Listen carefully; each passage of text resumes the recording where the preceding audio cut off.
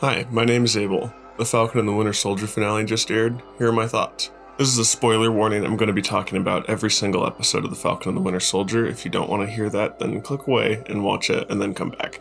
Overall, I think the finale was a really good episode, but as a whole, the entire show, I'm not so sure that it worked as well as it wanted to. At some points, I thought it was pretty hollow. I felt like the chemistry between Bucky and Sam was really well done, and I feel like Sebastian Stan is definitely the acting standout here.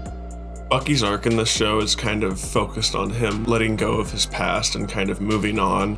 Sam's arc focused more on him kind of accepting that he's been given the title of Captain America and he can't just let anyone else just take that up the mantle. As we see with the character of John Walker, aka Captain America, also known as US Agent by the end of it, he's kind of there to motivate Falcon to accept becoming Captain America, even though he declines it at the beginning. At the end of the show, Falcon has his new Captain America costume, and John Walker has this US Agent costume, which is just the same costume but black, and I thought that was really smart. At the start of the show, I wasn't sure what to think of John Walker. I wasn't sure if he was going to become kind of a bad guy, and towards the middle of the show, he definitely did, but he kind of redeemed himself by the end. They set him up to appear in more stuff with the appearance of Julia Louis-Dreyfus as like kind of a mentor character, or like you can tell that she knows some stuff that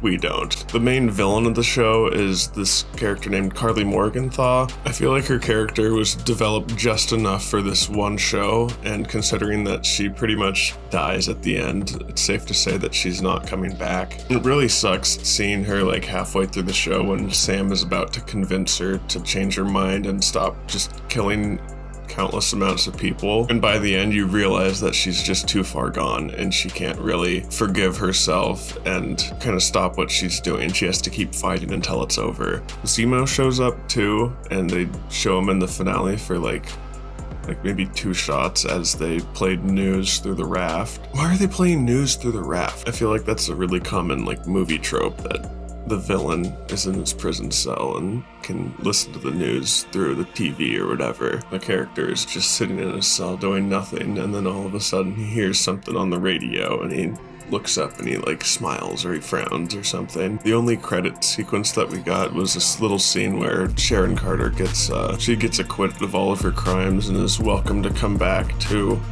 America and start working for intelligence agencies there and S.H.I.E.L.D. and stuff. She accepts the offer and then takes a call from somebody, and she makes it very clear that she's not going to be working for S.H.I.E.L.D. She's really going to be just inside S.H.I.E.L.D.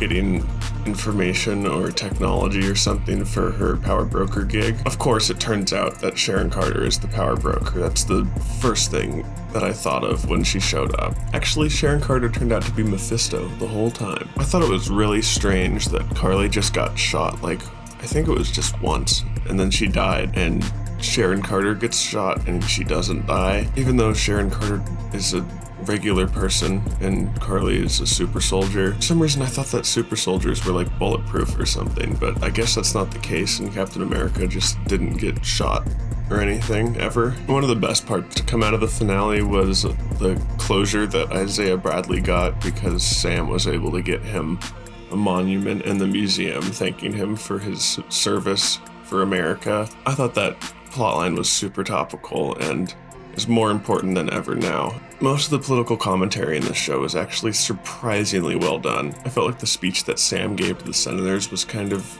scolding, and it was a little comical. It felt like one of those and everybody clapped moments that just don't really happen that much in real life. But the things that he was saying in that speech were true, and they really made a lot of sense for him to say, and they kind of hit really hard. I think that adding Sam's family to this was a really smart move, and it really helped flesh him out a lot. Because before this, he wasn't super fleshed out. We just knew he was a military guy who was smart and said funny things. Most of the humor in this show landed. There were a few jokes that I remember not thinking were super great, but overall it just has that nice Marvel quippy humor nature to it, and it didn't disappoint in that area. Overall, I feel like the show was good. I enjoyed watching it. There wasn't a second that I was bored watching it, but I do feel like it didn't really have anything super special or unique about it. It was very plain Marvel. There wasn't too much going on that I hadn't seen already in this universe. So I was never really like surprised when they did anything. If you're a Marvel fan, you'll like this show, and if you don't like Marvel stuff, then stay as far away from this as possible. I enjoyed this show quite a bit, and I'm gonna give it a 6 out of 10. Hope you enjoyed my video, hope you have a nice day, hope you stick around to watch some more videos, and take care.